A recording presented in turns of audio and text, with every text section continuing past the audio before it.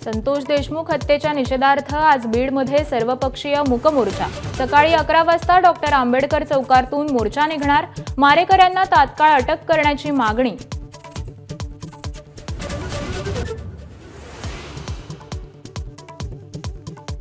मस्साजोगचे सरपंच संतोष देशमुख हत्या प्रकरणी तपासाला वेग। सीआयडी कडून वाल्मिक कराडची पत्नी मंजिलीची 2 तास चौकशी।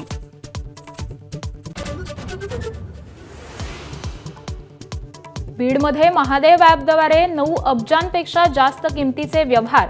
आकाचा पुनरुच्चार करत आमदार सुरेश धस यांचे गंभीर आरोप। पालकमंत्रीपद लखलाभ म्हणत धनंजय मुंडेंनाही टोला।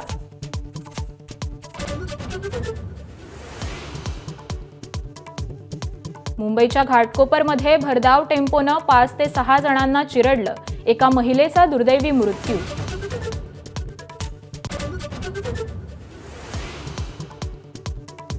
नाशिक, नंदुरबार, अमरावती, अकोला, जळगावसह अनेक भागात अवकाळीची हजेरी। कांदा, गहू आणि रब्बी पिकांना फटका। यवतमाळच्या मारे गावात वीज पडून शेतकरी महिलेचा मृत्यू।